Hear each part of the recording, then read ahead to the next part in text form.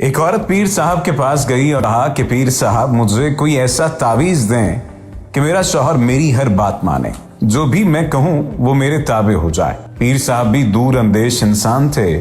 انہوں نے اس عورت کی بات غور سے سنی اور کہا کہ یہ عمل تو شیر کی گردن کے بال پر ہوگا، اور وہ بال بھی آپ خود شیر کی گردن سے اکھاڑ کر لائیں گی، تب اثر ہوگا، ورنہ کوئی فائدہ نہیں ہوگا۔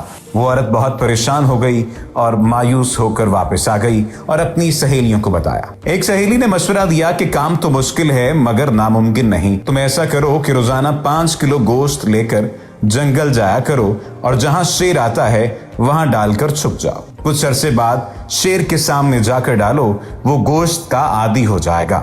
تم اس کے قریب جا کر گوشت ڈالنا شروع کر دینا اور اس کی گردن پر پیار سے ہاتھ پھیرنا شروع کر دینا، اور جب شیر تم سے مانوس ہو جائے تو گردن سے بال اکھیڑ لینا۔ اس عورت کو بات پسند آئی۔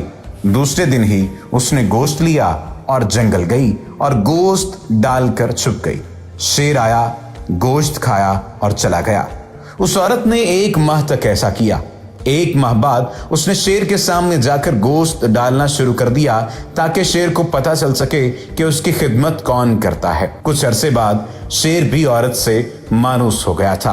عورت نے شیر کی گردن پر آہستہ آہستہ پیار سے ہاتھ پھیرنا شروع کر دیا۔ ایک دن عورت نے موقع دیکھ کر شیر کی گردن سے بال اکھیڑا اور خوشی خوشی پیر صاحب کے پاس پہنچ گئی اور بال پیر صاحب کو دیا اور کہا کہ میں شیر کی گردن سے بال اکھیڑ کر لے آئی ہوں، اب آپ عمل شروع کریں۔ پیر صاحب نے پوچھا کیسے لائی ہو؟ تو عورت نے پوری تفصیل بتا دی۔ پیر صاحب مسکرائے اور کہا کہ کیا تمہارا شوہر اس جنگلی درندے سے بھی زیادہ خطرناک ہے جو کہ خونخوار ہوتا ہے، جس کی تم نے چند دن خدمت کی اور وہ تم سے اتنا مانوس ہو گیا کہ تم نے اس کی گردن سے بال اکھیڑ لیا اور اس نے تمہیں کچھ بھی نہیں کہا؟ تمہارے شوہر کے ساتھ بھی پیٹ لگا ہوا ہے، تم اس کی خدمت کرو۔ جب جنگلی درندہ خدمت سے اتنا مانوس ہو سکتا ہے تو ایک باشعور انسان بھی آپ کے تابع ہو سکتا ہے۔ اب اس کہانی کو تھوڑا سا الٹ کر دیجیے۔ ایک مرد پیر صاحب کے پاس گیا اور کہا کہ پیر صاحب مجھے کوئی ایسا تعویذ دیں کہ میری بیوی میری ہر بات مانے، جو بھی میں کہوں وہ میرے تابع ہو جائے۔ پیر صاحب دور اندیش انسان تھے۔ انہوں نے اس کی بات غور سے سنی اور کہا کہ یہ عمل تو شیر کی گردن کے بال پر ہوگا، اور وہ بال بھی آپ خود شیر کی گردن سے اکھاڑ کر لائیں گے، تب اثر ہوگا، ورنہ کوئی فائدہ نہیں ہوگا۔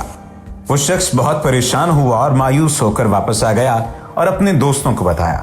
ایک دوست نے مشورہ دیا کہ کام تو مشکل ہے مگر ناممکن نہیں، تم ایسا کرو کہ روزانہ 5 کلو گوشت لے کر جنگل جایا کرو اور جہاں شیر آتا ہے وہاں ڈال کر چھپ جاؤ۔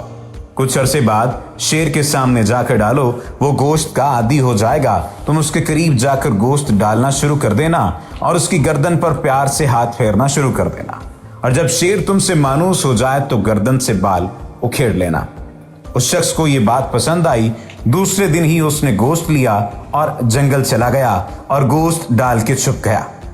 شیر آیا، گوشت کھایا اور چلا گیا۔ اس شخص نے 1 ماہ تک ایسا کیا۔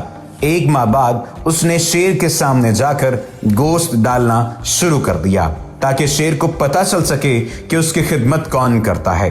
کچھ عرصے بعد شیر بھی اس شخص سے مانوس ہو گیا تھا۔ اس شخص نے شیر کی گردن پر آہستہ آہستہ پیار سے ہاتھ پھیرنا شروع کر دیا۔ ایک دن اس شخص نے موقع دیکھ کر شیر کی گردن سے بال اکھیڑا اور خوشی خوشی پیر صاحب کے پاس پہنچ گیا اور بال پیر صاحب کو دیا اور کہا کہ میں شیر کی گردن سے بال اکھیڑ کر لے آیا ہوں، اب آپ عمل شروع کریں۔ پیر صاحب نے پوچھا کیسے لائے ہو؟ تو اس شخص نے پوری تفصیل بتا دی۔ پیر صاحب مسکرائے اور کہا کہ کیا تمہاری بیوی اس جنگلی درندے سے بھی زیادہ خطرناک ہے جو کہ خونخوار ہوتا ہے، جس کی تم نے چند دن خدمت کی اور وہ تم سے اتنا مانوس ہو گیا کہ تم نے اس کی گردن سے بال اکھیڑ لیا اور اس نے تمہیں کچھ بھی نہیں کہا؟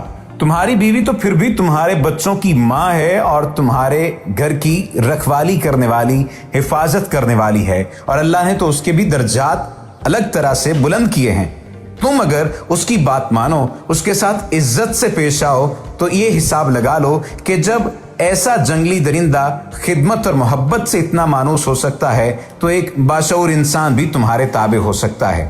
پیر صاحب نے کہا کہ بیویوں کو کوئی شوق نہیں ہوتا کہ وہ اپنے شوہروں کے ساتھ بدتمیزی کریں یا ان کی بات نہ مانیں، शोहरों को कुछ ख्याल करना चाहिए।